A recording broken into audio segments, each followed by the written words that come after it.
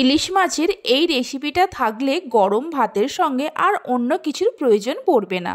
নমস্কার বন্ধুরা, রূপাস কিচেনে সবাইকে স্বাগতম। তাহলে চলুন দেখে নেওয়া যাক। শুরু থেকে শেষ পর্যন্ত দেখার জন্য আপনাদের কাছে অনুরোধ রইল। প্রথমে একটা মশলা তৈরি করে নেব। মিক্সির জারের মধ্যে দিয়ে দেব 2 চামচ হলুদ সর্ষে আর 1 চামচ কালো সর্ষে। সামান্য নুন দিয়ে সর্ষেটাকে প্রথমে গুঁড়ো করে নেব। গুঁড়ো করে নেওয়ার পর এর মধ্যে দিয়ে দেব 2 চামচ টক দই। এইভাবে সর্ষেটাকে প্রথমে গুঁড়ো করে নিয়ে তারপর পেস্ট করলে পেস্টটা খুব ভালো হয়। সামান্য জল দিয়ে দেব। 4টে কাঁচা লঙ্কাকে 2 টুকরো করে নিয়ে দিয়ে দেব। কাঁচা লঙ্কাটা চাইলে আপনারা বাড়িয়ে কমিয়ে নিতে পারেন। ঢাকা দিয়ে মিক্সিতে খুব ভালো করে পেস্ট করে নেব। ভালো করে পেস্ট করে নেওয়ার পর একটা ছাঁকনির মধ্যে দিয়ে ছেঁকে নেব। আপনারা চাইলে না ছেঁকেও রেসিপিটা বানাতে পারেন।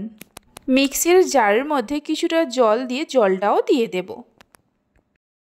সর্ষে কাঁচা লঙ্কার পেস্টটাকে ছেঁকে নেওয়ার পর এর মধ্যে দিয়ে দেব অল্প করে হলুদের গুঁড়ো, মানে 1 চামচের 3 ভাগের 1 ভাগ। অল্প করে কাশ্মীরি লঙ্কার গুঁড়ো দিয়ে দেব। সামান্য চিনি দিয়ে দেব, তবে চিনিটা চাইলে আপনারা নাও দিতে পারেন। দিলে স্বাদটা খুব ভালো হয়। সব কিছুকে মিশিয়ে নিয়ে এক সাইডে সরিয়ে রেখে দেব। এবার মাছের মধ্যে অল্প করে নুন আর হলুদ দিয়ে মাখিয়ে নেব। এখানে আমি 6 পিস ইলিশ মাছ নিয়েছি। নুন হলুদ মাখিয়ে নিয়ে মাছগুলোকে মিনিট 5-6 সময়ের জন্য রেখে দেব। এইভাবে একবার ইলিশ মাছের রেসিপিটা বাড়িতে বানিয়ে দেখতে পারেন। এর স্বাদ অসাধারণ হয়। আর বাড়িতে বানালে খেয়ে আপনাদের কেমন লাগলো অবশ্যই আমাকে কমেন্ট করে জানাবেন। 5 মিনিট পর গ্যাসের ওপর একটা কড়া বসিয়ে তার মধ্যে দিয়ে দেব কিছুটা সরিষার তেল। তেলটা কড়ার চারিদিকে লাগিয়ে নেব। তেল গরম হলে তেলের মধ্যে মাছগুলোকে দিয়ে দেব। মাছগুলোকে তেলের মধ্যে দেওয়ার পর গ্যাসের ফ্লেমটা হাইতে রেখে মাছের দুটো সাইড উল্টে পাল্টে হালকা করে ভেজে নিতে হবে।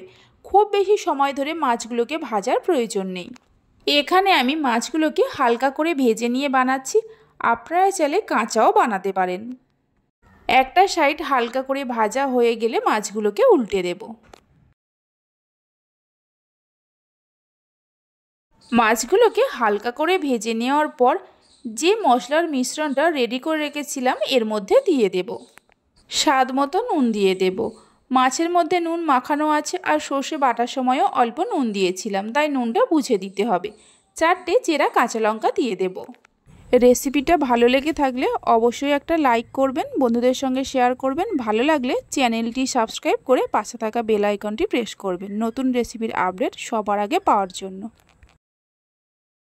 মশলার সঙ্গে মাছগুলোকে মিশিয়ে নেওয়ার পর গ্যাসের ফ্লেমটা একদম লোতে রেখে ঢাকা দিয়ে দেব 8 থেকে 10 মিনিটের জন্য।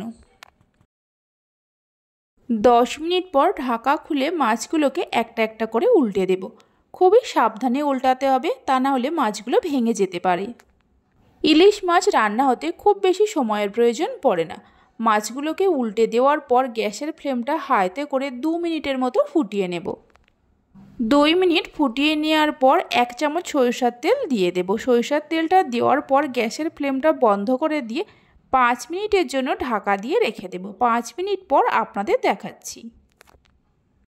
5 মিনিট পর ঢাকা খুলে দেখাচ্ছি। দেখুন রেসিপিটা কত সুন্দর হয়েছে।